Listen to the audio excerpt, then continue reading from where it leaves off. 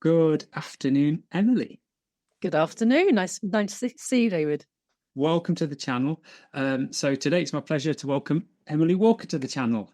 For anyone who doesn't know Emily, Emily is a resilience and wellbeing coach and coach supervisor and has been a trainer and facilitator with Animas since 2015.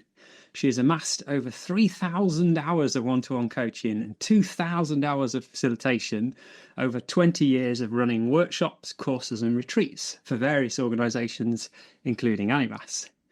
She is also a trained Enneagram practitioner, meditation teacher and Reiki master. So it's wonderful to have you here, Emily, and I'd like to start by asking you about your work as what do we mean by being a resilience and well-being coach? That's a really good question. I would say that's sort of evolved over time for me. In terms of, so I think it really began with this idea of well-being because I recognized that the people that I was working with were highly stressed, and their stress was coming out in their bodies, in their behavior, in their language, in their thinking. It's a high level of pressure that they were experiencing in their work. And as a result of that, there was a lot of physical tension, inner critic going on, a stuckness sometimes in where they were wanting to, how they were seeing themselves moving forward. And there was all sorts of different repercussions from the level of stress and pressure that they were experiencing. And it struck me that before we can move forward, we may need to kind of connect with what's going on right now and unpick some of that in order to be able to move forward. And so before I even got the coaching, I was doing work around stress. I called it stress reduction techniques because recognizing that stress was a big factor in a lack of well-being amongst people. And once we feel good, then we feel empowered, we feel motivated, we often feel inspired, we start to hope more, we have more options for moving forward, we have a vision of what our future might be, and so on. So reducing stress and improving our well-being was really, really important to me. So I began to explore ways to help people to find better well-being through meditative techniques, through body work, through Reiki, and through various other different techniques as well as bits of CBT and so on, or ways of working that come from things like CBT and so on. And as a result of that, of course, I came across coaching. I thought, oh yes, this would be perfect. This would work really well with the clients that I see and the way that I want to work and the things I'm working with when I'm seeing clients. And then so as a result of that, becoming a coach, I started to work a lot more with people presenting with things like anxiety and low mood and so on. And so those became very much the things that I would kind of focus on in my coaching practice. So definitely well-being. And then as a result of that, of course, working to improve someone's well-being, we start to look at how to maintain that through building resilience. Resilience became a big theme for me some years ago, particularly when I was going through a difficult time. I was going through a difficult divorce, and the divorce itself was not difficult. We were very amicable, but anyone going through that kind of change is subject to stresses and strains and challenges. And so this idea was born of working with people around building resilience. So not just about connecting and improving one's well-being, but also in building in resilience for future challenges, for maintaining that well-being into the future through challenges thick and thin. Thanks, Emily. I'm curious about how has your practice evolved over the last 20 years? Because I know coaching as a profession is changing possibly more rapidly than ever right now. Yeah. I think when I first began coaching, which was probably, informally, when I began my business, but then more formally when I did the coach training in 2012, I would say my approach, my practice was much more sort of focused on the tools and the techniques that I could use as a coach, And then as I have grown as a coach, as I've seen more and more clients, as I've taught people to become coaches as well, it becomes much more about presence, about being intuitive in the moment for what's actually necessary for your client. And in those moments of intuition, you can pick up subtle details of what it is that your client might be going through or experiencing. And it's lovely because when you're there, then you're much more in a space of being in flow. And in those moments of flow, you're in touch with those intuitive messages that then lead you to say things or to ask a question in a particular way that really help that particular client in that particular moment. So I would say it's definitely evolved from being a much more sort of tool-focused approach to one that's much more intuitive, much more about being present with my clients. Thanks, Emily. I see what you mean, and at the same time, I know that you work with something called an Enneagram coaching, and I wondered from a very initial read about what it is. I'm wondering if it has any similarities to the Myers-Briggs personality test. Yes, it's an interesting one. I mean, there are so many personality typing tools out there. Myers-Briggs is definitely one of them, and it's one that's widely used. I have done that myself, and I felt, and I don't know, I can't speak for anyone else's experience of this, but my experience of Myers-Briggs and other personality testing tools that I've experienced out there has been a sense of being somewhat boxed by them. So the tool, you do the testing or whatever it might be, and then you come out the other end with, okay, this is who you are. This is your personality type. And what struck me when I came across the Enneagram was that it has a real difference about it. The Enneagram is based on theories that are hundreds, if not thousands of years old. I mean, it's at least 1,000 years old, if not more. It comes from ancient teachings, which are all about self-realization. And it's been developed further over the last sort of century, I would say, to be much more a tool for the individual to understand our individual nature, personality, and so on. So the idea with the Enneagram is that you have these 9 different types. And through the testing, you get to know a little bit more about where your leanings are in these particular types. You may have one that's, that's sort of that's your sort of topmost type. And then you have others that are slightly show up slightly less. And what the tool does is it shows you how you might show up on a really good day, how you might show up on a maybe a normal day, and how you might show up on a slightly less good day and really at your worst. And I found it when I did it. I did it probably about 15 years ago. I found it shockingly accurate from my experience then. And then I redid the test not so long ago, probably a couple of years ago now. And again, really surprised by the accuracy of the testing. But the distinct difference I find with the Enneagram is that it's not about saying, this is who you are, this is the type that you are. It's about saying, this is how you show up, this is where you're coming from, but these are the ways that you can develop and expand yourself and lean into in order to integrate with all of the types. So it's not just, and this is why it was originally seen as a tool for self-realization. It's not about saying, this is who you are. It's about saying, this is how you show up. But if you can work and develop yourself and work on yourself in these different ways, then you can start to learn how to integrate yourself with all 9 types and therefore be, we talk about self-actualization, reaching your full potential, becoming self-realized, becoming enlightened. That's the ultimate aim. I mean, how many of us actually get there? It's a whole other question. But there's that developmental and that space for hope and possibility and potential, I feel, with this particular way of testing that I think doesn't show up in my experience with other types. So how do you strike a balance then? You mentioned earlier, this initially in coaching, you might focus on, perhaps as a newly qualified coach, tools and techniques, and then eventually you learn to really dial into the presence and using your intuition. How do you, as a coach, balance the use of tools and techniques such as the Enneagram, and then the pure, presence and intuition? How do you balance?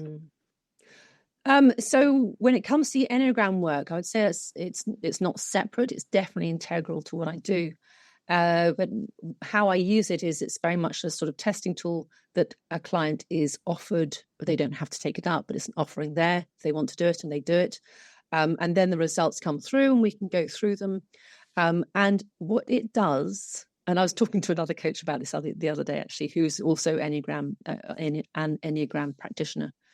And we're saying how it almost frog leaps coaching sessions, because it helps a client. Because I always say my coaching sessions, I think coaching generally is all about raising the level of self-awareness in a client so that they can see what they want to change and then make those changes. And they might see stuff that they don't want to change, and that's absolutely fine. But it's about being aware enough of what's going on that you can then choose to make changes if you so wish. What the Enneagram testing does is it brings a level of self-awareness very quickly, because it's there. It's a kind of it's a reflective tool, if you like, right there and then in your face. You do the test. It's like frog leaping through 10 coaching sessions to get to the point where you've got all that information about yourself. You have an understanding. You see how you're showing up. You see where you might want to develop and what you could do or how you might be in order to move forward. And then the coaching can be about, okay, so now we have this self-awareness. What would you like to do with it? Where do we go next? And that's where that intuitive aspect, the being present with our clients, is really, really important and really, really useful. So I'm really hearing it's about using the tool and applying it, and then making a space and almost stepping back for the client to observe what's come up and facilitating their thinking or processing around what they've just discovered about themselves. Yes, and seeing what it is that they want to do with that. Seeing what areas that they want to explore, move forward on, shift, change, how they want to,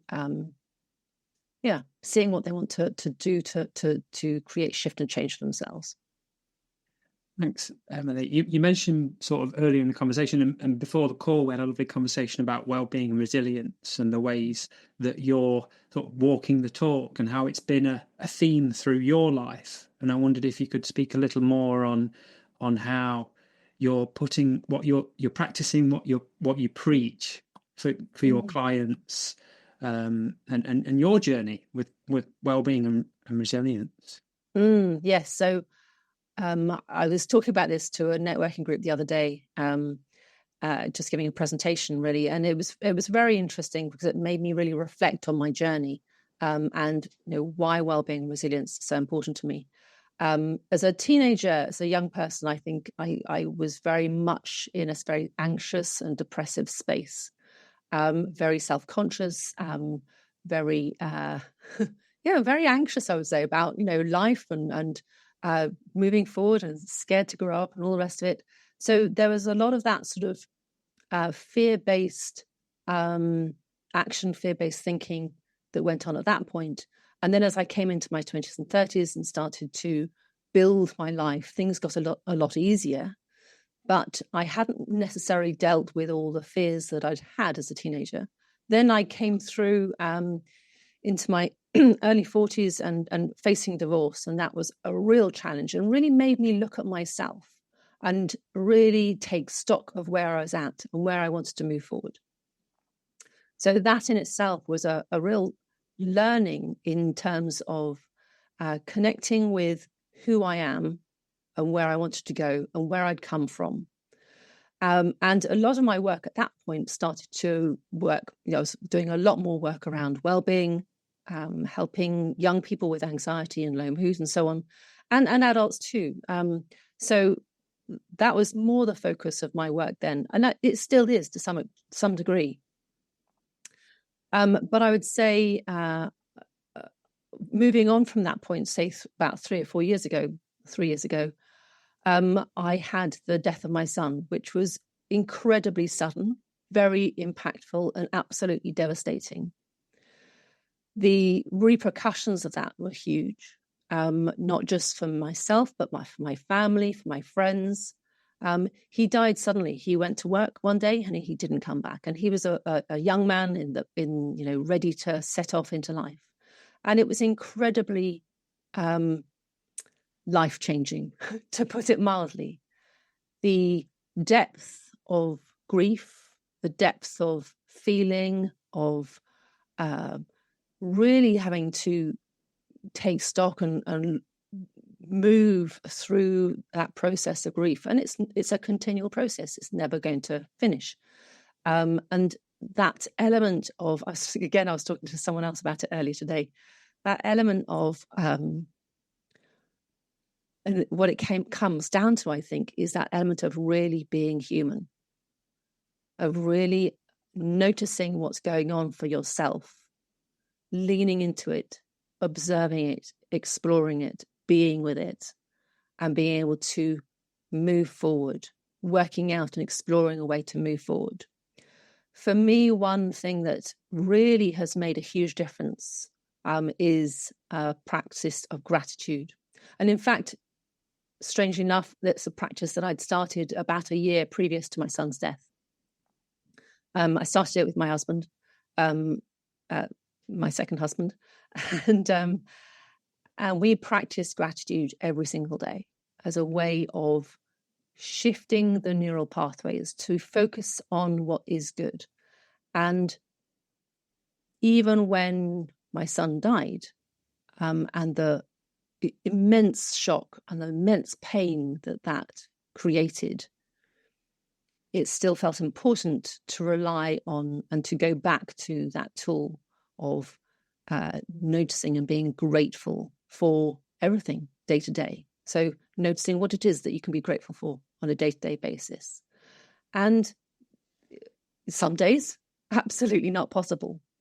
But what was remarkable was that even within a week of his death, it was possible to notice things to be grateful for. And that, along with many other sort of tools and techniques, have been things that have helped me to step through that and process that grief and to manage day to day and to not just to survive, but to thrive. There was something very important when my son Daniel died. There was a moment of recognizing that he was free, but it was pretty rubbish for those of us who are left behind. But also this sort of sense that there's on the one hand the huge devastation, the huge upset, the violence of the grief, but on the other hand, this sense that life is short, and it's almost a sense of valuing life more because someone has died, and you know that they would wish you to value life because they're not here anymore. They don't have that opportunity. So there's a real sense of the paradox of absolute devastation and grief and loss, but also the recognition that life is to be lived, and it is here for our joy. It's here for all the things that we can make of it. And so it's important to seize the day. And that's, I think, really the essence for me of what got me through and what continues to get me through is actually, it's about living every day and saying you're going to live every day and thriving as a result of that. And there are so many other tools and techniques, I think, that have also got me through. And I could go through a whole list of them, but I would say I think the most important ones for me, particularly recently, have been things like self-compassion.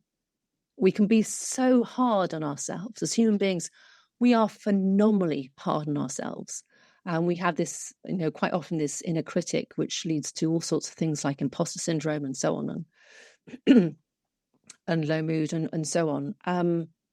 And actually, it's just really important to have that sense of self-compassion, to be kind to ourselves, to speak to ourselves as if we are our best friend, because ultimately we are our own best friends. We will be with ourselves from birth to death. There will be wonderful people who come into our lives, but ultimately we are the companion on our own lives. So let's be kind to ourselves. Let's have that relationship with ourselves where we are truly our own best friend. Thank you for sharing, Emily. I absolutely echo your words about the power of gratitude journaling. It was something I started during the pandemic, a daily practice, and initially it was a bit of a chore, and I sort of had to think at the end of the day, oh goodness, what am I grateful for today? But I think they say it takes 66 days to cultivate a habit, and around about that time, you sort of a bit of a shift went from looking at the end of the day, reflecting on what to be grateful for, to almost during the day noticing things and then looking forward to writing them down at the end of the day. And for me, there's something very powerful about physically writing it down in my terrible handwriting rather than, writing it into an app through the phone. It feels a bit different. And I noticed that shift in myself and have kept that habit going ever since. And particularly at a time when, there was a lot of uncertainty in the world and some shocking statistics every day on the news. And it really helped me to sort of ground myself and with my own mental health, that practice. So just a shout out for gratitude journaling. Yeah, yes. I think it's one of those things that I talk about quite a lot in workshops and and so on in coaching. And it sounds sometimes like such a simple thing. Oh, you've got to sit at the end of the day and be grateful for a few things and make it very specific and not repetitive and so on. But the impact of doing just that every day is huge. And the research around that is, categorical. It really shows that this works. It really, really works. Yeah. Just want to say that really. It really, really has an impact. And it's about changing our neural pathways. It's about changing the habits that we have created for ourselves in our own minds. And it's possible to change those. We are constantly evolving. We have possibilities to change right up until our dying day. We have capacity to change our neural pathways. It's interesting as well what you said on self-compassion. I've just come to the end of a 21-week leadership coaching leaders in times of crisis course with Animas, and one of the biggest takeaways for me, one of the continual themes throughout the course seemed to be the absolute importance of self-compassion for leaders and people in positions of responsibility.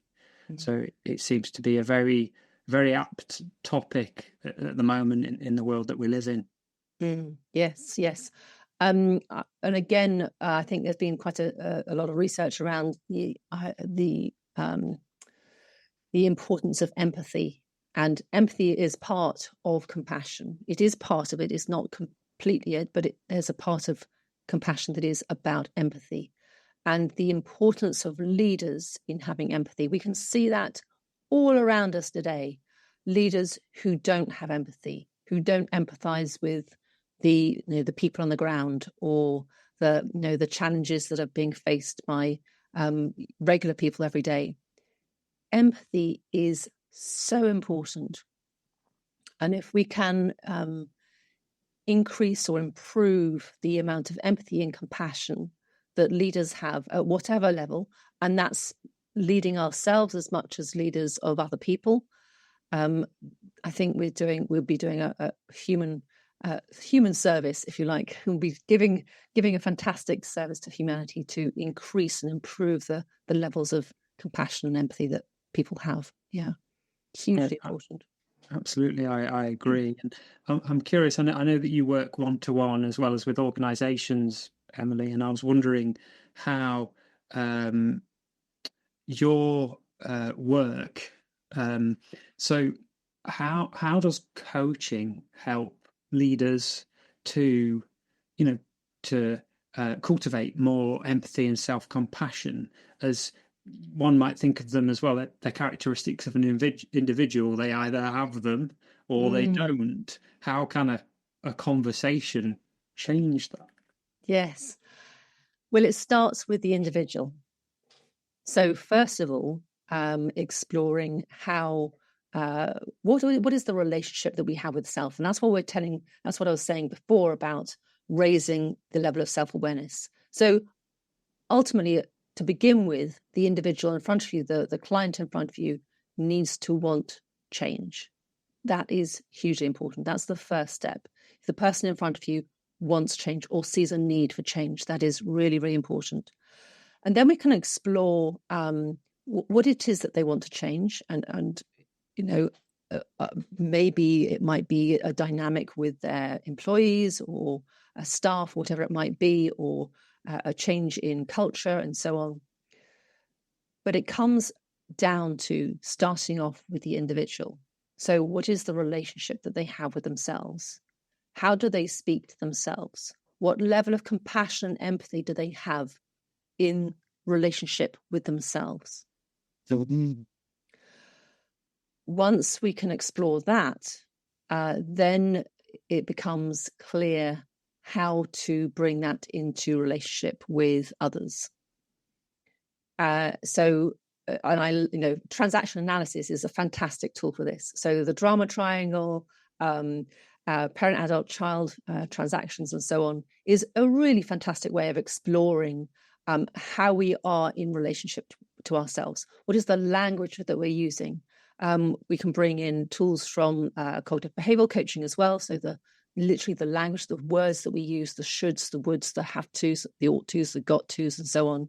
Shifting those, being kind to ourselves, being in a space of noticing how we speak to ourselves, how we are in dynamic with ourselves.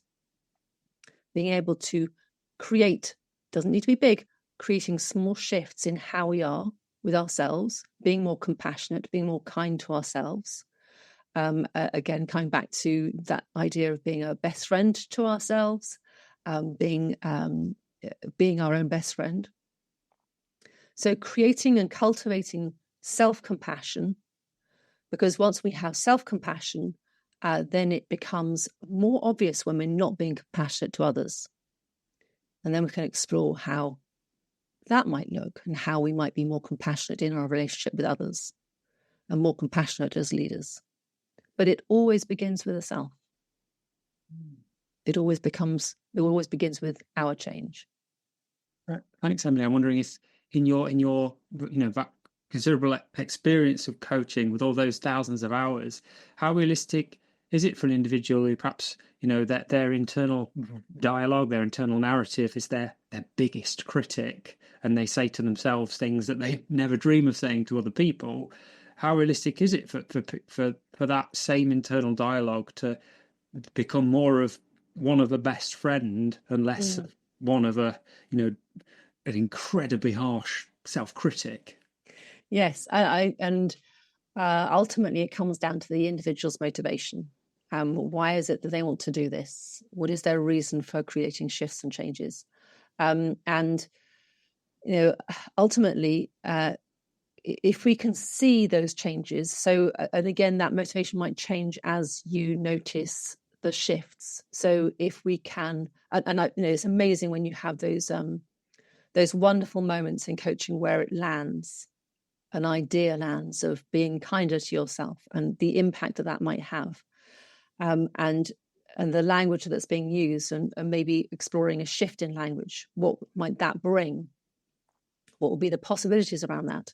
So once we start to explore that, it can take on its own energy, because if someone recognizes and notices that by changing words, by being slightly more compassionate, slightly kinder to themselves, that's creating shifts, then we have a kind of snowball effect, if you like, of, oh, this is working. This is really important. This is making me feel better. This is helping me to motivate myself more. therefore I'm going to do more of it. I'm going to bring this in more. But it does require a maintenance of self-awareness. Habits are really strong. So it's about a maintenance of being self-aware and noticing these things, which is why I think coaching is such a good relationship, because as a coach, I'm there as a mirror to reflect back, to help someone become more noticing of themselves, and to be that thinking partner in that space. So regular coaching can be really, really useful to maintain that level of self-awareness that allows the individual to make shifts that ultimately, liberate them and help them to be more compassionate to themselves and others. I really liked your description there as a coach as a mirror. Mm. Not heard that one before, as well as a thinking partner. Yes. So I know since sort of relatively recently you've had a considerable change in life and moved to a farm. And you mentioned in the conversation before that there's been an element of manifestation in there in that acquisition of the farm. And I know you've got very grand plans around your business and without stealing your thunder. And I know you have some very grand plans for the farm. So I wonder if you could share a little more about that journey and, life now on the farm. Yes. So it's been a journey of doubt, manifestation, more doubt, and so on. It began with an idea that actually it felt incredibly important to have land. And I'm not quite sure where that came from, but it felt very important to have land, to be on land. And I mean, we're all on land all the time, but to have a natural space to really live fully on. And we looked, my husband and I, we looked for a good 4 years. We looked all around the West Country and just trying to find what we wanted, what we were looking for, and honed our ideas of what that was. And then I remember having a conversation with a coach who was coaching me at the time, and I was saying, I don't know, how will I know when I found this land that I'm looking for? I'm not quite sure even what I'm looking for here, but I just don't know whether I'm going to know if this is the right piece and so on, or the right place and so on. And she was very clear in that the message came through intuitively that I would know. I would absolutely know when I had found what I was looking for. It would be clear as day. And then about a year later, we were looking. We were been looking at looking down south in Dorset, and we came across this town, and we stepped out of our cars and went, This is definitely the town that we want to be near. This is it. This is what we've been looking for. We want to be near this town. We know we want to be near this town.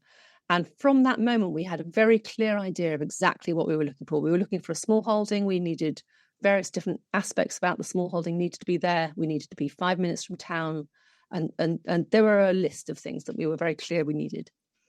And from that point, it was a matter of letting go and completely offering that up, letting go of the whole idea.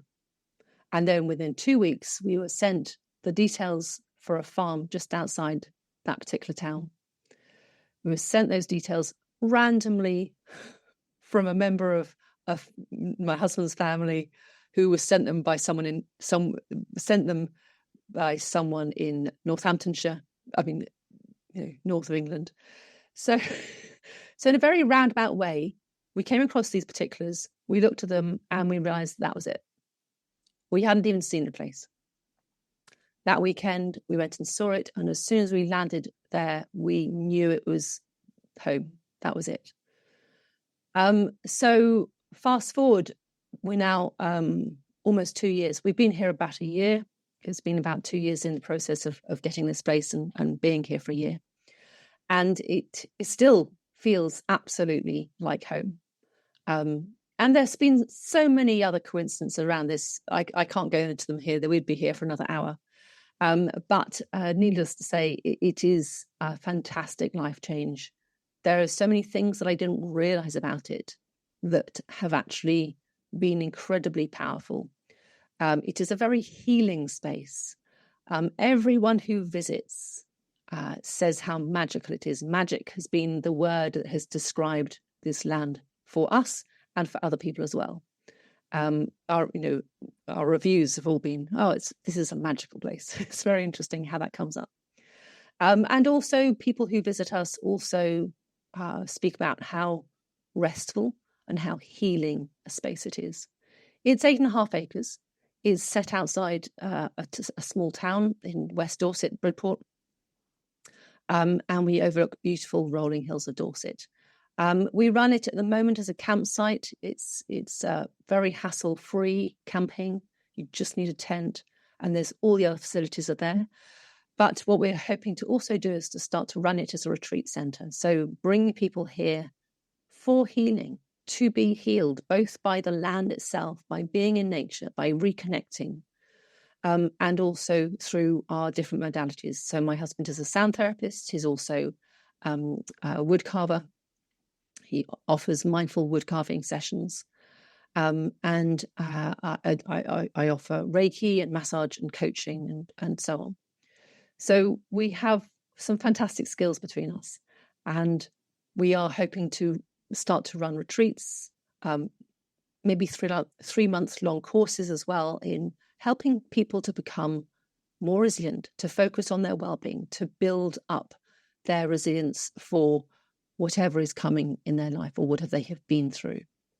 For me personally, this place has been hugely healing. I had no idea of the impact that it would have when I moved here, having lived in London for almost 5 decades. Then coming here, it was extraordinary. The impact has been phenomenal. Yes, extraordinary. So yes, that's basically us in a nutshell. Running courses, running workshops, running events for other people as well. But ultimately, this is going to be a place, and it is already a place of healing and restoration. Wow, it does sound magical. Genuinely, I remember a couple of years ago I went on a 1-week meditation retreat, which was meditation, yoga. It was very, very intense schedule. I was shattered at the end of every day. Vegan detoxed. We didn't eat any physical, solid foods for days on end, and we, ice baths and a gong bath, massage, coaching, kind of every type of well-being you could almost imagine, packed into a 1-week schedule. But the change was profound, because not only were the activities themselves really powerful, but growing and developing and working through a lot of that stuff with a group of other people who were also airing their dirty laundry and working through it. The power of the group was just so profound, and we all connected, and 2 years later we're still in touch every now and again, and it's as though by the end of a week we felt like we'd known each other for years, despite it was only a week. And a lot went on that I can't really put words to and describe, but it was just the power of the group. Yes. Yeah. And I have experienced that myself too, working with other people, but also being on retreat with other people as a group is phenomenally powerful. I think, like you say, it feels like you've known each other for 10 years, because in a sense you have, because all those conversations, all those interactions, all that learning that happens in such a short space of time is equivalent to the kind of conversations that you might have with a friend over 10 years. We are, we have friendships in our lives, we have connections and so on, but how often do we really lean into and talk about what's most meaningful to us with those connections? How often do we go there? How often do we talk about grief? How often do we talk about learning and development? And how often do we talk about our soul's quest, or how we think about things, or all the deep questions that we might have? how often do we have those kind of conversations with our regular day-to-day friends? It might happen once every so often, maybe once a year if you're really lucky. So if you have those kind of conversations with a group of people over a week, it really is as if they've been friends for life. Just packed it into a week. Absolutely. Well, I can definitely attest to the power of it. I'm going to reach out again to my group after this session, just to say, hey, if your ears were burning, I was talking about you. So sort of to start to round off, if someone's been listening, is really interested in what you offer, and particularly coming and visiting your magical space on the farm there and experiencing it for themselves, how can they get involved, and kind of what's the score, what's involved? Yeah. Yes. So we are currently putting together the program for next year. We'll be running some retreats next year on the land. We'll also, be doing our coaching as well, so one-to-one coaching. So do get in contact on my website, emilywellbeing.co.uk, or look us up on Old Bid Lake Farm, which is our campsite, Old Bid Lake Farm. Yes, get in touch. I will be putting up the events and retreats on my website as well. So they'll be all there for anyone to read up about. And also you can sign up to our newsletter, which will be coming out very soon.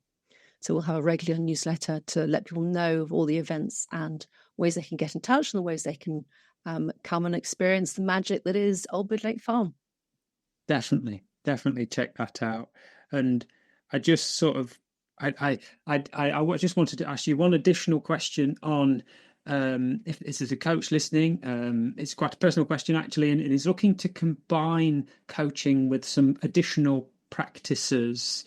What would you advise? How would you advise starting for a coach that's say qualified, for example, with Animas, and is thinking, right, what could I combine with in order to add sort of an extra dimension, an extra element to my coaching? Because as someone who has, many strings to your bow, I would follow your gut. So that feels very loose. But what are your interests? And I have always followed my interests. So, for example, the Enneagram was always an interest, and I allowed it to just sort of sit and cogitate before I actually decided to go for becoming an Enneagram practitioner, in the same way that I also did that with mindfulness and also with Reiki and so on. So all of these extra things that I offer, I have considered, and they've been things that have been passions of mine. Because I think if they resonate with you, if you're passionate about them, then that comes across in how you work, and people are drawn to that. So do things that resonate with you, that you're passionate about, that feed your interest, that you see yourself practicing and doing as an individual as well as a coach. So following your passions, following your instincts, and then in terms of practice as a coach, be clear on what you're doing. When you have clients, be clear on what your offer is, so that people know that they're getting coaching and something, and they have the opportunity to say yes to that and no to that and whatever it might be. So that your offering is very clean, and they know what they're getting. So yes, follow your passions, follow what interests you, follow your nose. That's really what I have done my entire career so far, is follow what's really interested me. And that might come up in conversations with other coaches. It might pop up as an advert. I'm like, that looks interesting, but I might let it sit for a while. I might research it, and some things stick and some things don't. And those things that really stick with you, that really resonate with you, follow those, because those are going to be the ones that you will enjoy practicing, and your clients will recognize that enjoyment and that passion coming through you. Thanks, Emily. I really appreciate it. And if I could ask you one very, very final last question to tap again into your expertise. If someone's looking at for the first time facilitating a group event, perhaps they're going to, speak about their coaching to multiple people at the same time, or maybe facilitate a little workshop, and it's a first time for them they're very, experienced and used to and qualified with working one-to-one with clients, but working one to several, kind of what would you give as any advice or tips for, how to hold that space when there's more than two individuals that are present? Wow, that's a really good question. I mean, how long have we got? Okay. So I would say, when you are, no, I think initially the first thing is to recognize the space. So recognize that you are holding space for X number of people, whether that's a physical space or a space online. Almost think of yourself as a container for whatever happens in that space. You are there to hold and create a psychologically safe space for people to be in. Contracting can be really useful. Contracting, and that might simply be a contract with yourself as how you're going to be in that space. But it can also be really useful to contract with the group, particularly if it's going to be a half-day workshop or something like that. It can be really useful to contract with the group, even just an hour-long session. It'd be really useful to briefly contract with the group of how everyone's going to be. I really love referring to Nancy Klein's thinking environments and how she works with groups, how to be in a group, allowing people time and space to speak and to offer their own thoughts into the space. So as a facilitator, as a trainer, that's your role, is to be a facilitator for other people's thinking, to create an environment where people firstly feel safe to share, and that they also feel they have the opportunity to share, and that what they share is valid and respected. So holding space for a group, however large it is, and I've done some really large, I've done talks to 500 plus people, as well as talks to just 3 people. It doesn't matter the size of the group, holding space. And it's almost like a subtle space that you hold. You hold everyone who's there in that subtle space. Contracting, creating psychological safety, and recognizing each individual within that as part of the whole. Thank you. Thank you very much. Wow. Blown away. Best till last. So that draws us to a close, and what all that's left to say from me is a huge thank you for your presence today and for your answers to my questions. It's been fabulous. I feel we could go on for hours. So it's been a real pleasure. So thank you very much. It's been an absolute pleasure. So thank you very much, David, for having me on here and having such a great conversation and some brilliant questions too. Thank you very much.